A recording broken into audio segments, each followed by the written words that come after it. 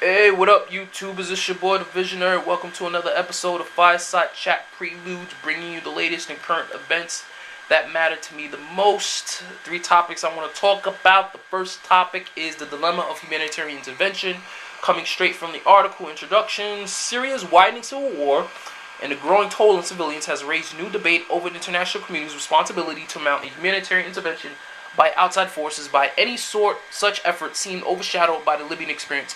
In 2011, the UN Security Council invoked the responsibility to protect doctrine and adopted Resolution 1973, endorsing a no-fly zone over Libya and authorizing member states to take all necessary measures to protect civilians under attack from Muammar Gaddafi's government.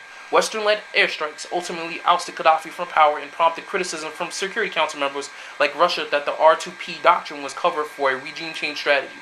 Experts say such sentiment, combined with concern about the way Libya's upheaval spilled over to the regions, have given pause to humanitarian interventions backed by regional or global bodies. I agree wholeheartedly with Russia's sentiment on this fact. It's well known that the UN Security Council was nothing more than an extended branch of the U.S. government and Western forces, and it was used in this particular fashion along with the Pentagon to basically topple Muammar Gaddafi and remove him from power. That's basically what it is. Because if you do your history on Muammar Gaddafi, you understand that he's basically or was a very staunch opponent of the West. He had plans on basically creating a new currency and turning all the transactions that happened with Libya to a gold-based currency. Basically turning the regular money into gold-based currency. And the thing is that Libya itself, the country, was very rich in gold, and it would have actually disturbed the balance of power in the world as well as with Africa and Europe in and of itself. So the United States said, nah, we got to get this guy out the way. Started making up stories about, there was a civil war happening on this and that. The same thing that's happening in Syria right now, and the same thing that's happening with Egypt. It's basically all propaganda, all bullshit. So I agree 10% on Russia. I would advise anyone listening to this video, look into Muammar Gaddafi and what he was trying to do in terms of the gold standard and going to a gold-based currency. Look that up. You'll be surprised at what you find. Next topic number 2. Former general knew early that Benghazi was a terrorist attack. The former head of U.S. forces in Africa said the September 11, 2012 attack on the American mission in Benghazi quickly appeared to be a terrorist attack and not a spontaneous protest. It was clear pretty quickly that this was not a demonstration. This was a violent attack. Former General Carter Ham told the Aspen Security Forum on Friday. Ham is the former chief of U.S. Africa Command, commonly known as AFRICOM.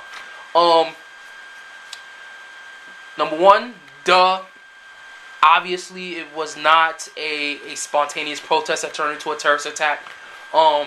Based by the actual footage that they released to the public, along with the fact that when you look at the footage, you notice that they're using high-grade military weapons and the time of day that this was happening. This was at night, actually. This wasn't a protest that was happening at daytime or night. This was an actual attack at nighttime on the consulate. No one understands why Stephen was even there at that time or why the consulate was in such a dangerous place.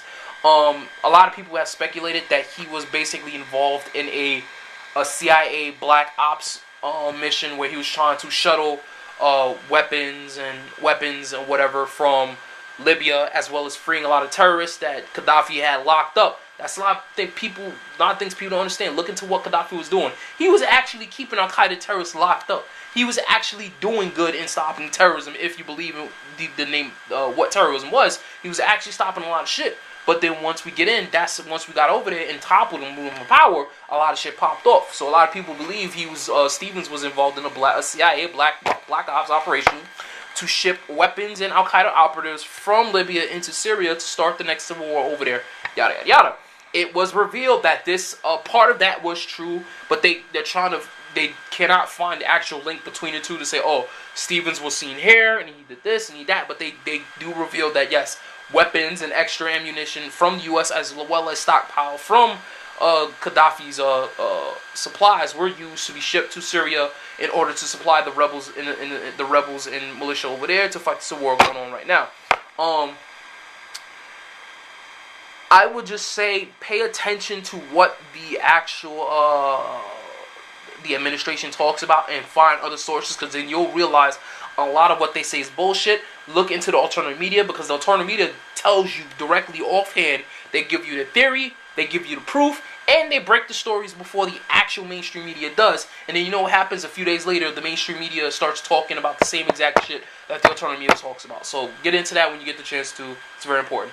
Last topic of discussion, Colorado town residents. It's a bird, it's a plane. No, it's a drone, shoot it. I found this article very funny because it's kind of like this very reactionary attempt to push back against the federal government, because the federal government is basically going full scale with increasing the drone surveillance program in the United States, which is to me very unconstitutional. We didn't vote on this shit, but hey, the sheep never have a chance, never has a say in what the fucking farmer does. So sue me. So basically, the article states that is illegal. Of course it is, but it's also illegal to spy on American citizens. Resident Philip Steele told CNN in a phone interview, "If they fly in town, we will shoot them down." Steele said he wrote the ordinance after he learned the Federal Aviation Administration loosened regulations that would allow the flight of drones in domestic airspace. The FAA recently announced plans to create 6 drone test sites around the country, none of which have been publicly listed. It plans to allow widespread use of domestic drones in 2015. The overall purpose of this test site program is to develop a body of data, operational experience to inform integration and safe operation of these aircraft in the National Airspace System. Yeah, sure, whatever. It sounds like bullshit to me.